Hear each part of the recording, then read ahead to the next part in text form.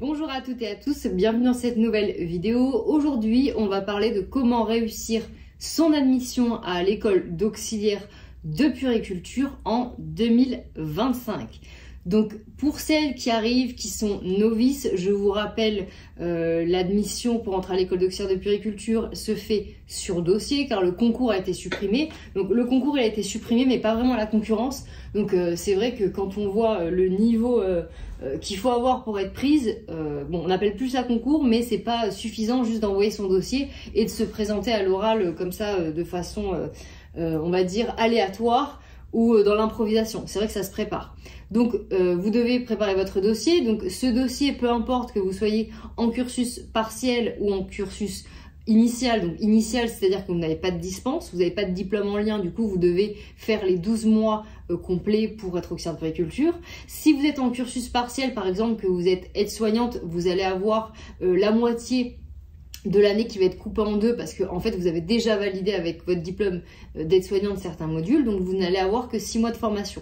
Mais peu importe le cursus que vous choisissez, la sélection pardon, c'est la même pour tout le monde. Donc il y a un dossier d'admission avec un CV, une lettre de motivation, une rédaction qui doit être soit sur votre projet professionnel, soit sur une situation personnelle vécue, soit sur une situation professionnelle vécue. Sachant qu'il y a des écoles, je vous le rappelle, qui imposent des documents, notamment parfois le projet professionnel. Donc renseignez-vous bien avant sur les critères qu'impose votre école, parce que ça serait dommage d'avoir travaillé un document que vous devez changer en dernière minute quand les inscriptions sortent et vous vous rendez compte finalement qu'il faut changer de document et le travail de dernière minute il est jamais très bon.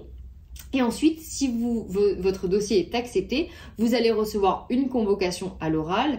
Donc l'oral il va durer à peu près une quinzaine de minutes où vous allez devoir présenter votre parcours, vos motivations, votre projet professionnel, et les jurys vont également pouvoir vous poser des questions, soit sur votre parcours, votre projet pro, votre connaissance du métier, votre connaissance générale dans le milieu de la petite enfance. Voilà, je parlerai en détail de l'oral, mais en gros c'est ça, c'est un peu plus... Enfin, faut un peu plus travailler que ce que je suis en train de décrire là, mais c'est pour vous faire pour vous présenter un peu en topo général pour vraiment les novices qui n'ont aucune idée de comment se passe la sélection et les attendus.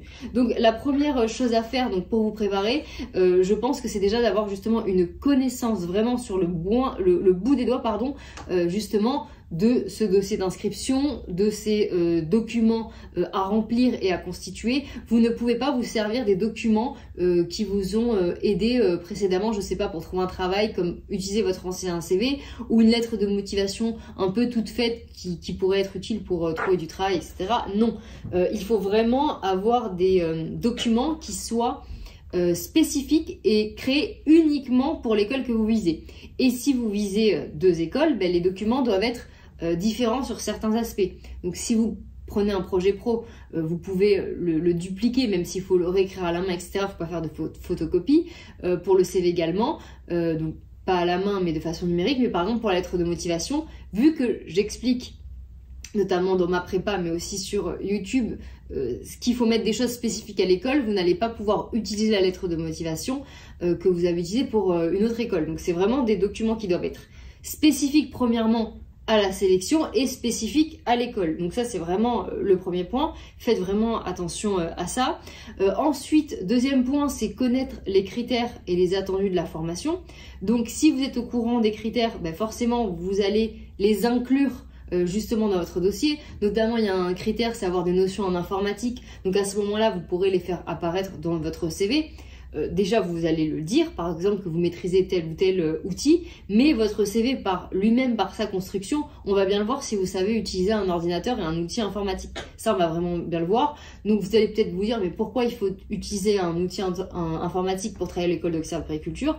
Ben parce que maintenant avec tout ce qui est numérique, justement dans les transmissions, etc., notamment à l'hôpital, des fois on le fait plus sur papier. Toutes les informations de santé ou tous les recueils de données que vous allez faire sur une famille ou sur un bébé, par exemple retranscrire la température ou le poids d'un enfant, peut-être que maintenant on le fait sur des logiciels dans certains services. Donc c'est pour ça qu'il faut savoir utiliser certains outils informatiques. Voilà, qu'est-ce que je voulais rajouter? Non, c'est bon pour ce point-là. Ensuite, vous allez devoir également, dans le fond Et dans la forme, faire attention à tous les moindres détails. Le dossier ne doit pas juste être intéressant, pertinent, bien construit, et il ne doit pas être juste que beau. S'il y a des super designs, etc., mais que le fond c'est creux, ça va pas intéresser le jury, vous n'allez pas exceller, vous n'allez pas avoir votre place. Donc il faut vraiment faire l'alliance des deux. Il faut vraiment que ce soit bien construit, bien analysé, bien rédigé, qu'on voit votre intelligence, votre bon sens, vos connaissances, vos capacités, votre projet professionnel, etc.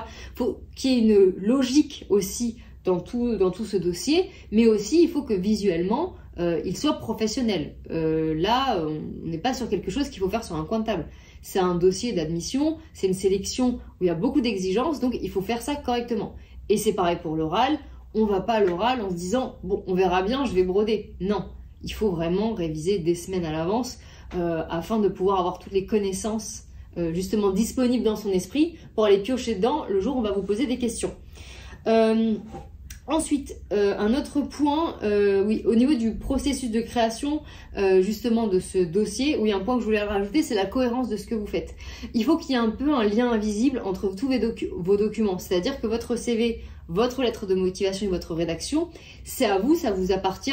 On devrait même pouvoir à l'aveugle mélanger des dossiers et voir à qui peut appartenir, sans connaître l'identité, le CV, la lettre de motivation et le document manuscrit, justement par cette cohérence. La cohérence de votre personnalité, de votre dossier et ensuite de votre oral. Et tout ça, justement, ça se travaille. Ensuite, ah oui, quelque chose également que je voulais rajouter, c'est pour ça que je prends des notes, hein, parce que je parle, mais je veux pas oublier l'essentiel.